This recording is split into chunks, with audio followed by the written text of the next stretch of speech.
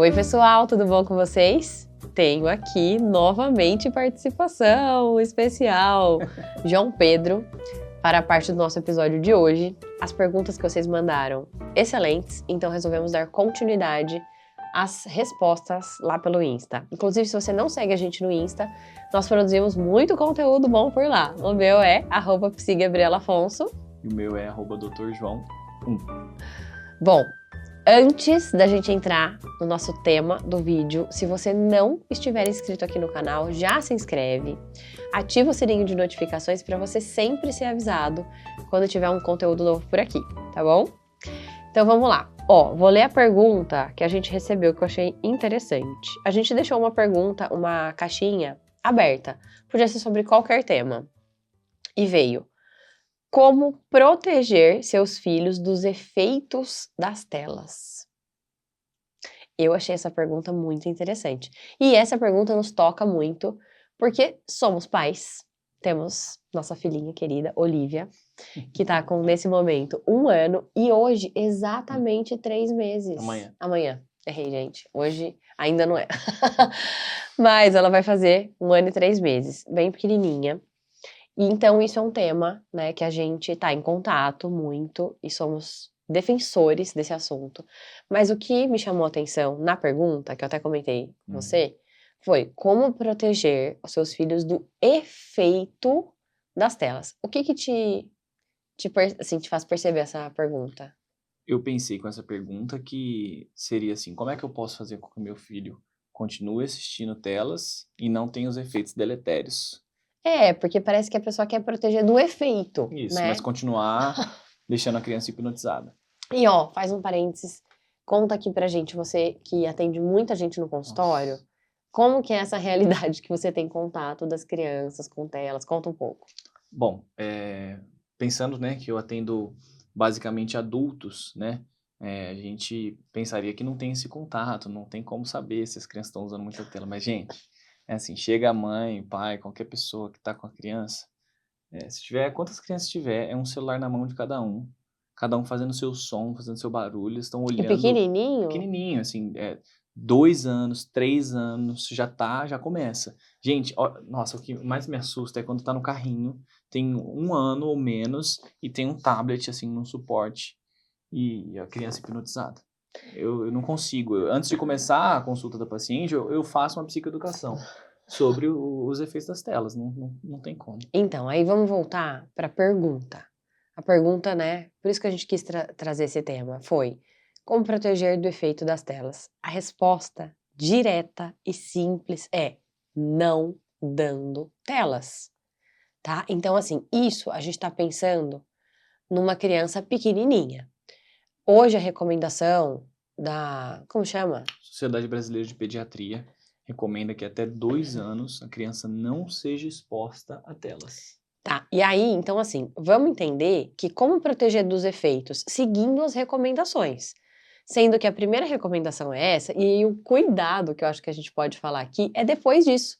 Porque é igual doce. Sabe aquela história? Até 2 anos não pode comer açúcar. Mas depois Até 2 anos não pode usar tela. Faz jejum intermitente, Entende? quando passa o jejum, come Nutella e...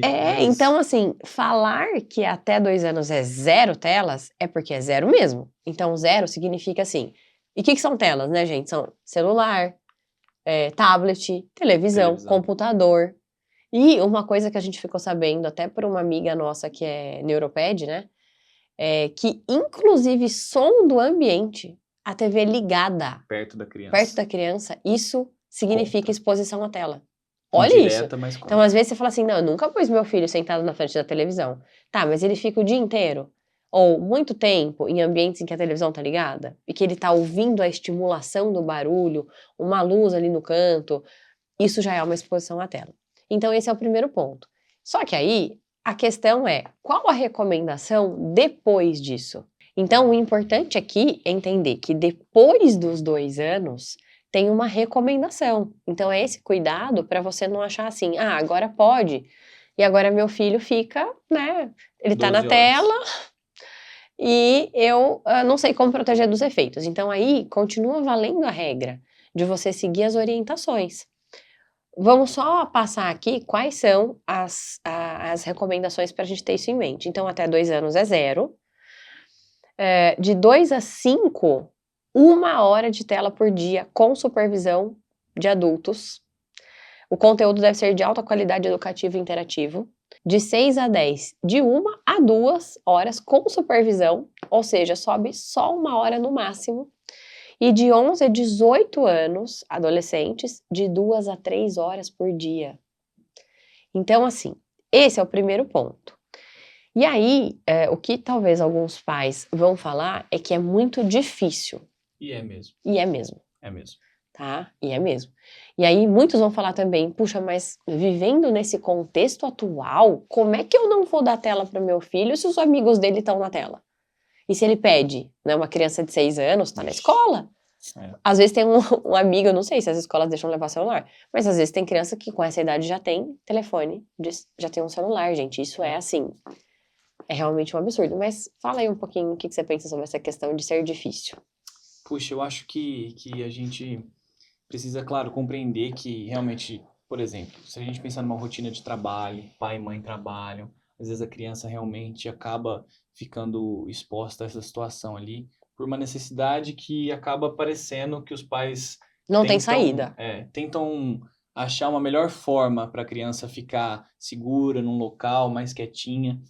Olha só, eu acho que é preciso sempre reavaliar e o que eu sempre falo, ter o conhecimento do que pode causar. E aí, a partir do momento que você tem o conhecimento, você toma as decisões de uma forma consciente.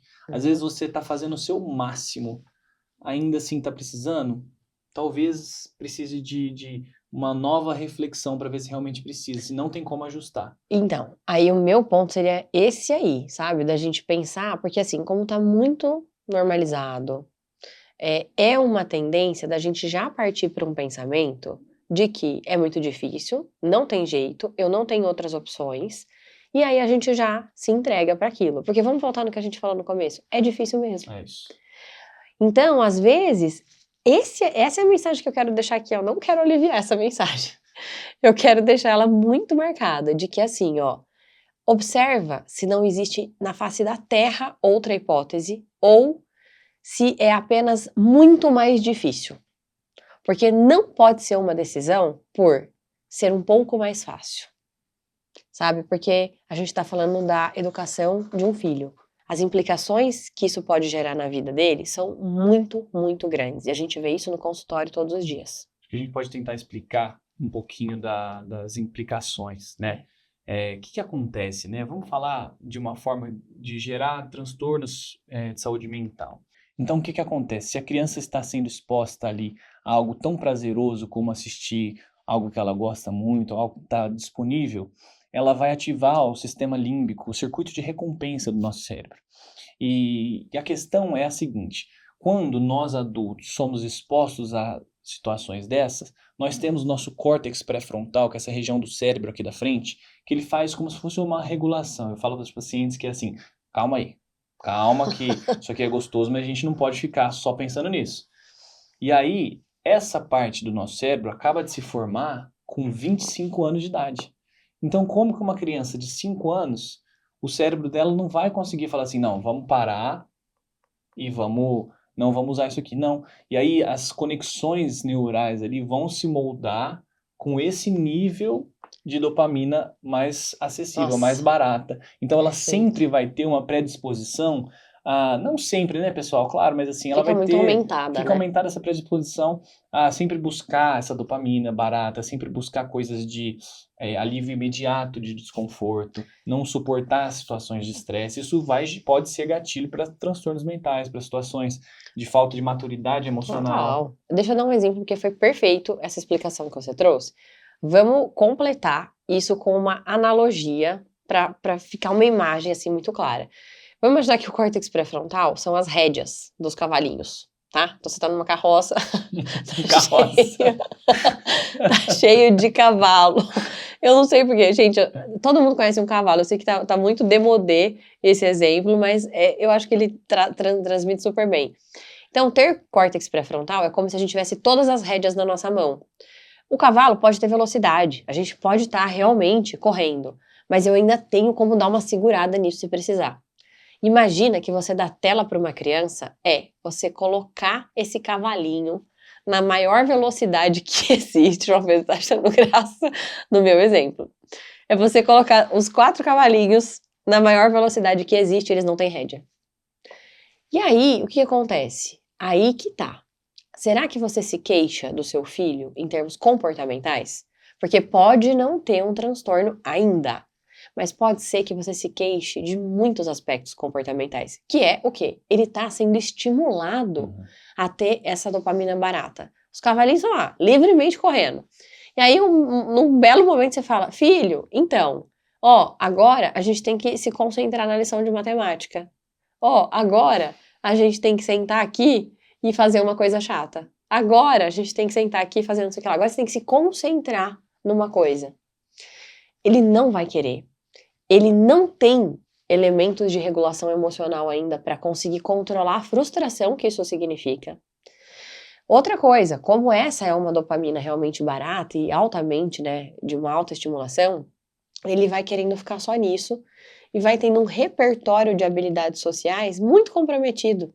Então as interações sociais vão ficando mais pobres. Tudo isso vai se comprometendo. Resultado?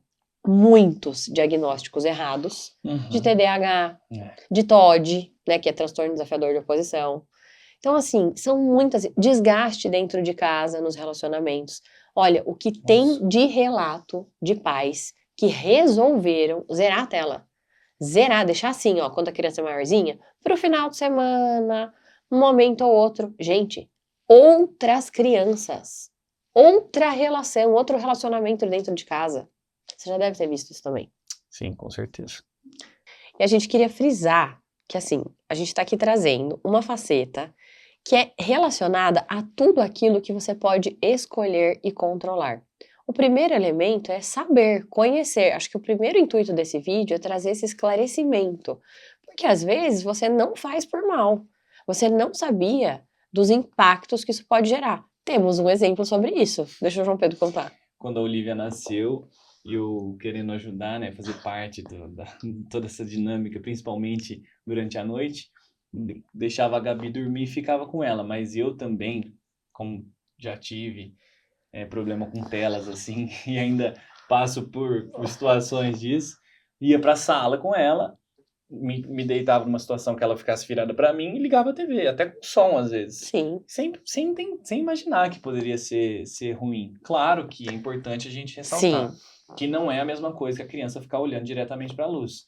Ela vai ativar áreas ali do núcleo supraquiasmático que vai atrapalhar o ciclo circadiano se ela ficar olhando essa tela azul, principalmente à noite. Então, tem sim efeitos até para a visão, né? Efeitos muito mais importantes. É só uma tentativa de mostrar como é sutil, como o cérebro da criança é sensível a fatores ambientais, Exato. Né? E aí, com isso, a gente quer mostrar que, claro, então assim, tem coisas que a gente nem sabe, algumas vezes, e outra, né, gente? A gente vive cercado por estímulos que a gente também não controla. Então, eu posso dizer que nós somos, né, uma família 0 telas, das telas que a gente controla. Mas não que a minha filha, por exemplo, nunca foi exposta a uma tela. Porque eu entro no elevador da minha casa e tem uma tela.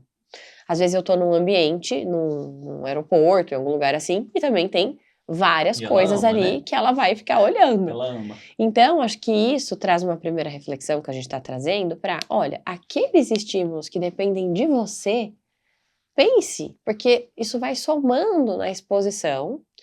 E também, né, a gente pode pensar nos fatores que podem proteger, nos fatores protetivos. Para além disso, quais são esses?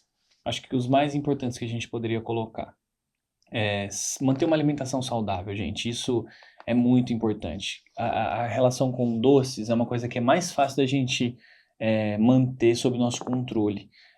Se estimular a criança a ter uma alimentação com frutas, verduras, ultraprocessados, pessoal, é muito mais difícil da criança ter uma alimentação saudável. Então, esse é o primeiro ponto. Sono, tem que dormir a noite toda. Rotina, né? Rotina de sono. É um exato. fator muito importante, muito protetivo para as crianças.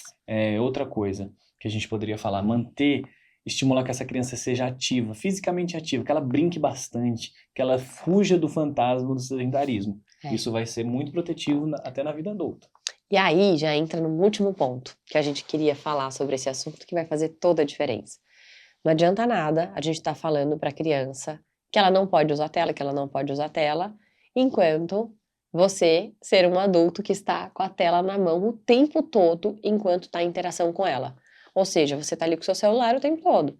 Então, essa interação de qualidade, o brincar, que a gente acabou de falar, de estimular a criança, é estar mindfulness, é estar 100% atento na brincadeira, junto. Tem alguns vídeos que mostram, não sei se você já viu alguns, a criança, assim, duas situações com a mesma família, né? Em que o pai tá junto, mas ele tá no celular. Então a criança tá brincando, ele fala, oi, nananana. E um outro que ele não tá com a tela, ele não tá com o celular. Como é a expressão facial da criança? Porque a gente deixa de ter trocas significativas, de contato mesmo visual, de reciprocidade, isso fica muito empobrecido. E a criança, o que ela mais quer nesse momento é esse vínculo. Ela quer essa validação constante. Então, se a gente puder deixar aqui algumas dicas, pense com carinho, pense nesse aspecto de que por mais que seja difícil, isso vai ter um impacto muito importante na vida do seu filho. E realmente avalie esses fatores protetivos. É isso. Acho que o principal realmente é ser o exemplo, né? Isso realmente vai trazer realmente a mudança ali para o seu núcleo familiar, né? Isso é um desafio, né? É desafiador. A gente trabalha com o celular. A gente passa por isso. A gente passa por isso. Eu, um pouco mais que a Gabriela, mas eu entendo como é difícil. Eu entendo como é difícil. Então, mas é possível. É possível e vale a pena. Vale muito a pena. É isso. Gente, eu espero muito que esse conteúdo tenha sido útil. Se você gostou, deixa seu like aqui pra gente saber. Se você tem algum desafio mais específico e quiser deixar nos comentários, deixa, a gente quer muito saber. Quem sabe a gente grave até outros vídeos, né? E se você não estiver inscrito aqui no canal, já se inscreva. Se não tiver as notificações ativas, já ative. Envia também esse vídeo para outras pessoas. E a gente se vê no próximo vídeo. Um beijo!